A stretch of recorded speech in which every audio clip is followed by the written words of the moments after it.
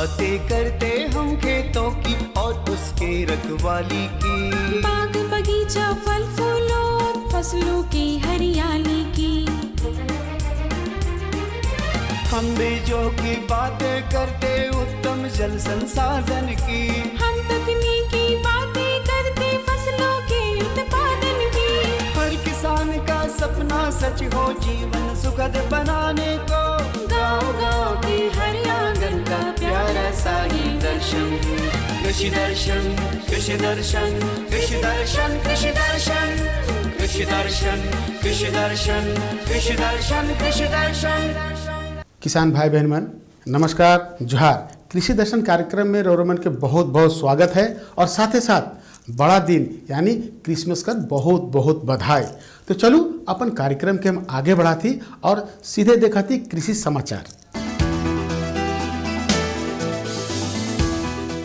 नमस्कार, कृषि समाचार में आपका स्वागत है। मैं हूं अर्चना। आइए देखते हैं आज कृषि समाचार में क्या है खास।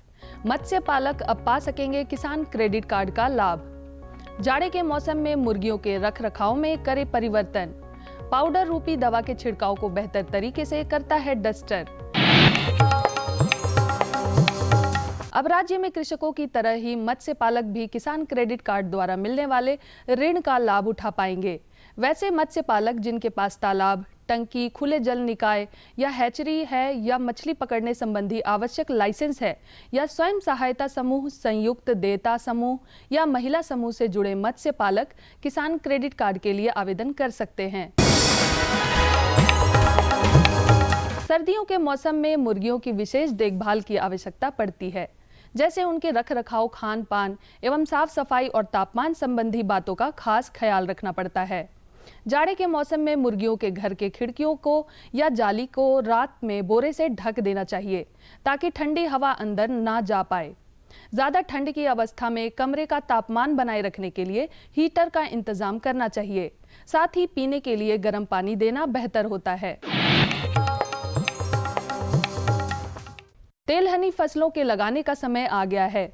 जो किसान भाई सरसों की फसल लगाना चाहते हैं वे शिवानी, क्रांति, पूसा बोल्ड और राजेंद्र सुफलम नामक सरसों के प्रभेद लगा सकते हैं।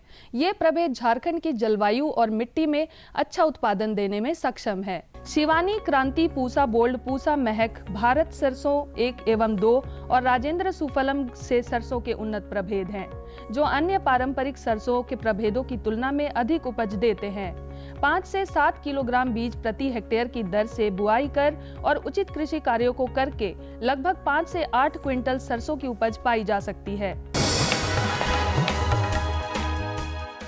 अरहर की फसल में वैसे तो कई प्रकार कीट एवं रोग लगते हैं, परंतु इस समय मुख्य रूप से अरहर में फली छेदक कीट का प्रकोप ज्यादा होता है। यदि फली छेदक कीट के लक्षण आपके अरहर के फसल पर दिखे तो इससे निजात के लिए मोनोक्रोटोफॉस 36 EC दवा का घोल बनाकर फसल पर छिड़काव करना लाभकारी होता है।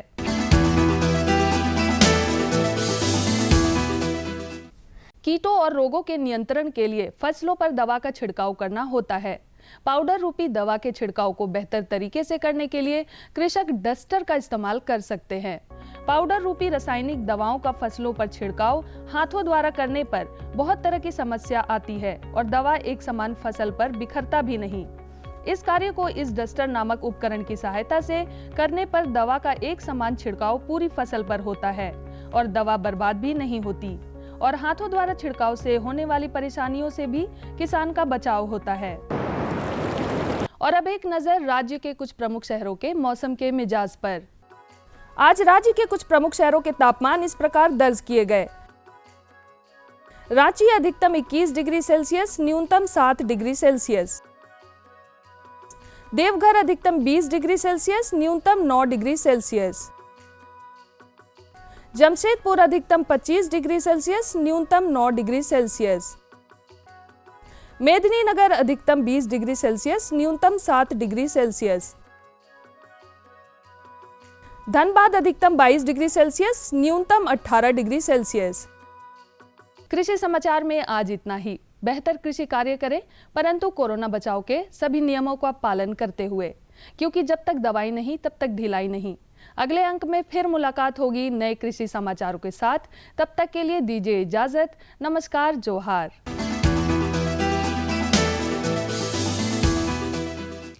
किसान भाई बहन मन, कृषि समाचार में रोज में तकनीक कर बारे में, उपकरण कर बारे में, मौसम कर हाल कर बारे में और कृषि संबंधी नवा जानकारी मिलत। एखन बेरा हो जा है एक छोटा सा विराम के।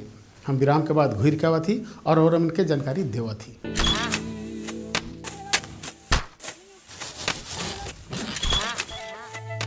भारत एक कृषि प्रधान देश है। भारतीय अर्थव्यवस्था में कृषि एक मुख्य स्तंभ की तरह है और हमारे किसान अन्नदाता। लेकिन कभी कभी प्रकृति के सख्त तेवर के कारण हमारे किसानों को उचित कृषि उत्पाद हासिल नहीं हो पाता। ऐसी स्थिति में उन्हें सुरक्षित रखने के लिए प्रधानमंत्री फसल बीमा योजना प्रदान की गई है। प्रधानमंत्री फसल बीमा योजना को किसानों तक पहुंचाना और उन्हें लाभान्वित करने का काम बैंक और राज्य स्तरीय बैंकर समितियां यानी SLBC की हैं। इनमें सार्वजनिक और निजी वाणिज्यिक बैंक के अलावा क्षेत्रीय, ग्रामीण, सहकारी बैंक के साथ साथ कई प्राथमिक कृषि सहकारी ऋण समितियों को भी शामिल किया गया है। इस योजना का लाभ उठाने के लिए किसानों का नामांकन जरूरी है। इस समय 540 बैंक की 1.5 लाख शाखाओं के द्वारा किसानों का नामांकन किया जा रहा है। प्रधानमंत्री फसल बीमा योजना एक कारगर उपाय है। यह हमारे लिए सुरक्षा कवच की तरह है। फसल अगर बर्बाद भी हुई तो भी हमें मुआवजा मिल जाता है। जमीनी स्तर पर की गई समीक्षा और अध्ययन के आधार पर कृषि मंत्रालय भारत सरकार की योजना प्रधानमंत्री फसल बीमा योजना में कई बदलाव किए गए हैं। इस बदलाव के कारण किसानों की समस्याओं का निदान कर उन्हें और सशक्त बनाया जा सकेगा। इसके अलावा SLBC और बैंकों के कार्यों और भूमिकाओं को और अधिक विस्तृत किया गया है। इसके अंतर्गत प्रधानमंत्री फसल बीमा योजना में किसानों का नामांकन अब उनकी इच्छा पर निर्भर है। वो नामांकन के लिए स्वतंत्र हैं। योजना के बेहतर कार्यान्वयन के लिए बैंकों के कार्यों में किसान अकाउंट के दावे का निपटान, ऋणी किसानों का प्रीमियम काटना और गैर ऋणी किसानों से प्रीमियम जमा करवाकर बीमा कंपनी को भेजना, राष्ट्रीय फसल बीमा पोर्टल पर किसानों के विवरण की अपलोडिंग, फसल हानि की समीक्षा को सुनिश्चित करना और किसानों की फसल हानि की सूचना बीमा कंपनी तक पहुंचाने का काम भी बैंकों के द्वारा ही किया जाएगा। इसी प्रकार योजना को क्रियान्वित करने वाले बैंक योजना से संबंधित विशेष जागरूकता अभियान को समय समय पर ऋणी और गैर ऋणी किसानों के लिए आयोजित करेंगे। ऋणी किसानों को योजना में भाग लेने के लिए उन्हें कॉल या SMS के द्वारा भी संपर्क और सूचित किया जाएगा। नामांकन की सुविधा के लिए जन धन खाता या बचत खाते का होना जरूरी है। गैर ऋणी किसानों का बैंक में खाता मौजूद नहीं है तो पहले उनका बचत खाता खोलकर सभी सुविधाएं दी जाएंगी। बैंक की शाखाओं को घोषणा पत्र की हार्ड और सॉफ्ट कॉपी को भविष्य में पत्राचार के लिए संभाल कर रखना होगा और उसकी एक कॉपी या एक्नॉलेजमेंट किसान के हवाले किया जाएगा। नामांकन के लिए कट ऑफ डेट से 2 दिन पहले तक बीमा के लिए फसल का नाम बदलने का प्रावधान होगा। बैंक की शाखाएं नेशनल क्रॉप इंश्योरेंस पोर्टल पर सभी विवरण भी दर्ज करेंगी। सभी किसानों और विशेष ऋणी किसानों के आधार नंबर को जांचकर बैंक द्वारा अपडेट किया जाएगा। राज्य और जिला अधिकारी संबंधित एजेंसी और बीमा कंपनी के समक्ष किसानों को शिकायतों की सुविधा प्रदान करने का काम भी बैंकों के द्वारा किया जाएगा। SLBC बैंकों के लिए स्थापित एक शीर्ष संस्था है। यह संस्था राज्य सरकार और भारत सरकार के साथ समन्वय स्थापित कर सदस्य बैंकों के द्वारा प्रधानमंत्री फसल बीमा योजना को क्रियान्वित कर भारत के किसानों को सशक्त करने का काम कर रही है और उसका सीधा लाभ हमारे देश के किसानों तक पहुंचाया जा रहा है। सशक्त किसान, देश की शान। किसान भाई बहन मन, विराम के बाद रौरमन के एक बार फिर से स्वागत है। तो चलू अपन कार्यक्रम के आगे बढ़ा थी और रौरमन तो जानबे करीला कि महिला मन जे हैं पुरुष मन से बढ़ चढ़कर हिस्सा लेवेला, आगे काम करेना और बहुत अच्छा तरक्की भी करत हैं। तो आज का जो एक महिला किसान हैं उनका नाम है एमलेन बागे। तो भाई एमलेन बागे जो हैं वो फल कर बागवानी तो करबे करत हैं और साथ में सब्जी कर खेती भी करत हैं और दोनों पार्ट के बहुत खूब सुंदर से काम करत हैं और आगे बढ़त हैं। तो फल और सब्जी ये दुइयों के काम करके आत्मनिर्भर हुआ है। तो चलू हमरा सीधे चला थी लोहरदगा जिला कर कुड़ू ग्राम और सीधे एमलेन जी से बातचीत करा थी। ग्रामीण अथवा शहरी कोई भी क्षेत्रों महिलाएं आबादी का लगभग आधा अंश होती हैं। महिलाएं एक ऐसे समुदाय से आती हैं जो परिवार और समाज को संभालने के साथ ही पूरी तरह से विकास के मार्ग को सशक्त रूप से प्रभावित करती हैं। लोहरदगा जिले के कुड़ू निवासी एमलिन बागी भी इन्हीं महिलाओं में से एक है जिसने एक छोटी सी शुरुआत के साथ ही अपने को सफल किसान के रूप में स्थापित करने का कार्य किया। केंद्र एवं राज्य सरकार की अनेक योजनाएं चल रही हैं जो चाहती हैं कि हमारे देश और राज्य की महिलाएं सशक्त हो और समय के साथ साथ महिलाएं सशक्त भी हो रही हैं, उनका आर्थिक सशक्तिकरण हो रहा है। इसी कड़ी में हम आ पहुँचे हैं लोहरदगा जिला के कुड़ू प्रखंड में, जहां पे एमलिन बागी नाम की एक ऐसी महिला हैं जिन्होंने अपने मेहनत के बल पे एक नई पहचान बनाई है खेती के क्षेत्र में। अगर हम आपकी बात करते हैं तो कैसे मन में ख्याल आया कि आपको खेती करना है, क्योंकि महिलाएं जो हैं खेती से कोसों दूर रहती हैं, लेकिन आप खेती के क्षेत्र में अपना करियर बनाई हैं, तो मन में कैसे विचार आया? मैं एक किसान की बेटी हूँ और 2004 में महिला मंडल में जुड़ी। पति के मरने के 2006 में पति के मरने के बाद में हमको महिला मंडल से ही सहायता मिला, जो कि आज तक हम यहाँ आए। और प्रधान संस्था के द्वारा दादा लोग हम लोग महिला को आजीविका से कैसे जोड़ना है उसको हम लोग एक एक दीदी को घर घर से निकाल महिला मंडल में जोड़ के बताया गया। उसके बाद में फिर पति के मरने के बाद कुछ थोड़ा छोटा सा दुकान खोली। दुकान में मेरा उस समय शुरुआत मेरा 3000 होता था। उसके बाद में फिर करते करते फिर आजीविका में जुड़ने के लिए, आजीविका को बढ़ाने के लिए उसके बाद 2017 से ड्रिप के द्वारा खेती करना शुरू की, जो कि पानी का बचत होता है। और उसके बाद फिर 2017 से खेती करना शुरू की दुकान को देखते हुए। एमलिन बागी आज फल और सब्जियों की खेती कर खुद को सफल किसान के रूप में स्थापित कर चुकी हैं और आज ये कई महिलाओं के लिए प्रेरणा स्रोत बनकर अपने क्षेत्र में उभरी हैं। एमलिन ने साल 2007 में खेती का कार्य शुरू किया। हालांकि किसान के परिवार से होने के बावजूद भी इन्होंने खेती बाड़ी की अच्छी ट्रेनिंग ली। इसके बाद कभी भी पीछे मुड़कर नहीं देखा। जी, ट्रेनिंग में हमको बताया गया कि 1.5 से 2 फीट गड्ढा करना है और चौड़ाई भी 2 फीट करना है। उसके बाद हम नीचे का मिट्टी को अलग, बीच का मिट्टी को अलग, ऊपर का मिट्टी को अलग करके फिर गोबर खाद और केचुआ खाद मिला करके फिर हम मिक्स किए। मिक्स करने के बाद में गड्ढा में पानी भरा। पानी भरने के बाद में थोड़ा सा भुरभुरा टाइप का हुआ। उसके बाद हम लगाना शुरू किए और लगाने के बाद में फिर पटवन शुरू किया। और बीच में जो हम देखे कि बीच में जगह मेरा खाली रह रहा है, पौधे की दूरी 5 फीट बाय 5 है और जगह हम छोड़ दिए हैं 5-6 फीट। तो इसमें हम बीच में पड़ रहा है, तो मेरा हम क्यों ना उसको खेती के लिए हम उपयोग करें। इसलिए हम बीच बीच में हम तरह तरह का सब्जी उगा दिए हैं।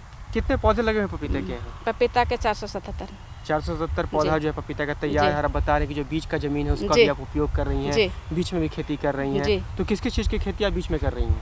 अभी लहसुन एक बेड में है, फिर राजमा है, ब्रोकली है, उसी में फिर आलू को सभी लोग कहते हैं कि ड्रिप से अच्छा होता है, इसलिए आलू भी थोड़ा करके देख रहे हैं, उसको लगाए हुए हैं। मटर के साथ में बीन्स है।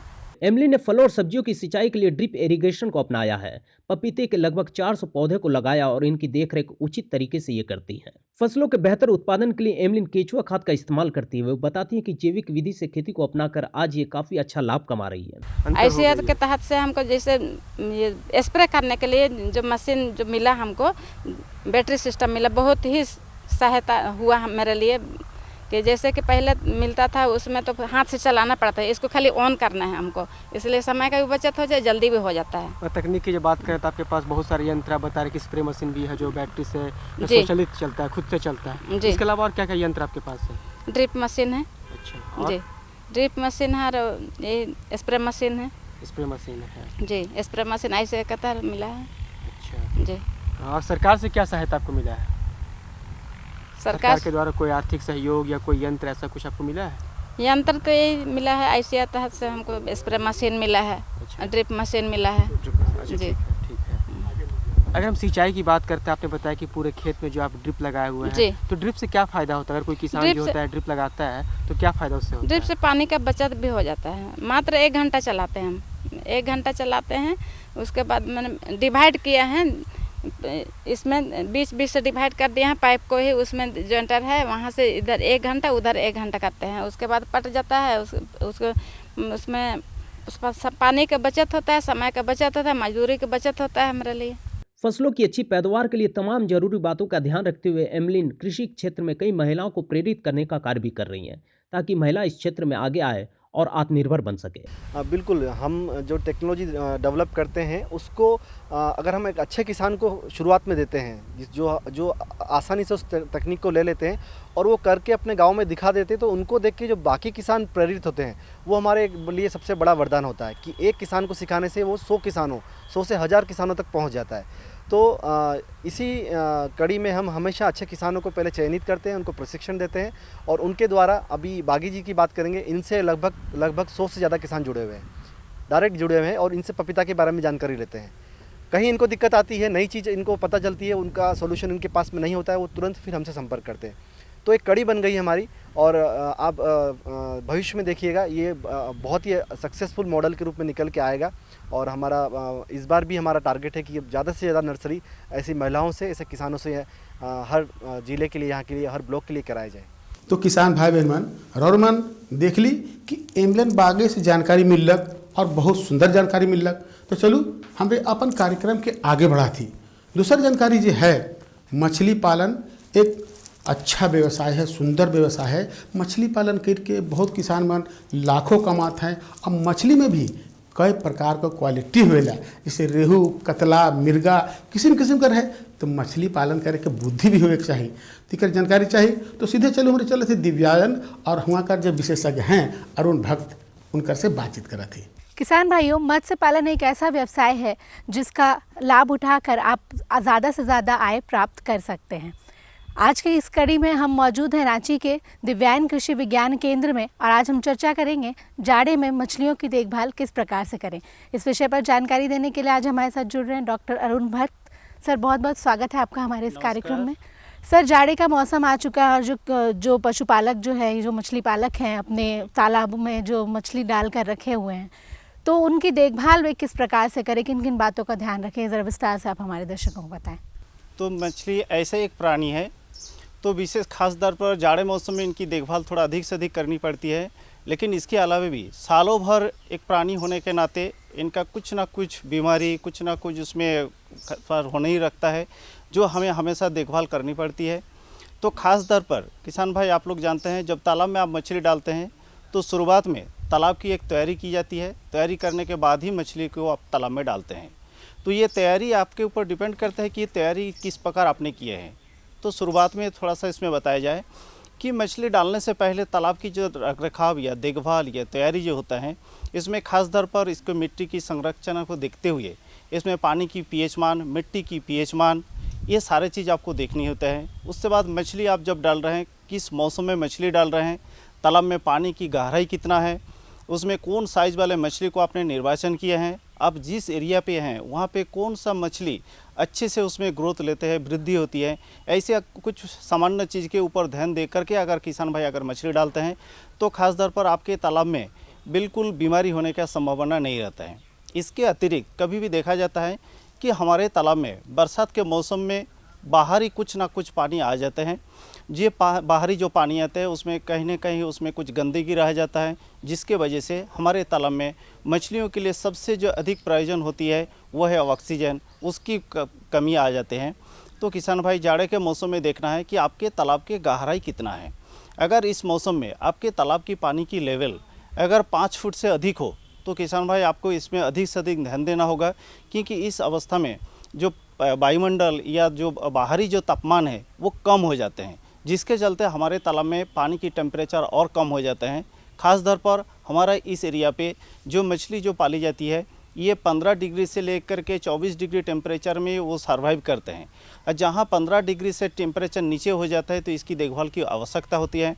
अगर वो 9 डिग्री से नीचे चला जाता है तो मछलियों के लिए थोड़ा सा मुश्किल पैदा होता है। तो शुरुआती में हम बोलें कि जब किसान भाई हम लोग जब मछली पालन करते हैं, इसको व्यावसायिक दृष्टिकोण से हम लोग पालन करते हैं। तो जब तालाब में मछली डालेंगे, इस मछली को समय समय पर आपको देखभाल और समय समय पर उसको बारीकी से उसमें निकालना पड़ेगा, क्योंकि हमने मछली डालने के लिए समय बताते हैं कि जून महीना, तो खास तौर पर जून से लेकर के अक्टूबर महीना में मछली की जो वृद्धि होता है वो मार्केटेबल साइज हो जाता है, अनेक खाने लायक बन जाते हैं। तो अक्टूबर महीना के बाद ही से अपने सप्ताह में या महीना में 1 से 2 बार तालाब से मछली को निकासी करिए। आपके तालाब में जितनी संख्या में मछली रखा जाता है उसकी घनत्व को कम करना है, संख्या को कम करना है। और जहाँ संख्या कम हो जाएगा तो अगला 4 महीना 5 महीना के अंदर में मछली में बहुत ज़्यादा बीमारी होने का संभावना कम रहेगी। तो इसके अतिरिक्त आपको किसान देखना है कि आपके तालाब में अगर मछली है, आपने अगर बिक्री की व्यवस्था सही नहीं कर पा रहा है, तो खास तौर पर पहला चीज़ ध्यान देना है कि तालाब की पानी का पीएच मान, अगर पीएच मान 7 से कम हो रहा है तो आपको आवश्यक तौर पर उसमें चूना डालना है। तो चूना जिस प्रकार तरीके से डाला जाता है मालूम है, फिर भी इसमें बता देता हूँ कि चूना को पहला दिन 12 घंटा पहले एक कंटेनर में, एक बर्तन में भिगो के रखिए। भीगा हुआ चूना को गीला हो जाता है तो उसमें और अच्छी तरह से पानी मिला करके उसको और पतला बना करके तालाब में छिड़काव करिए। तो जो महीना में एक बार आपको करना चाहिए।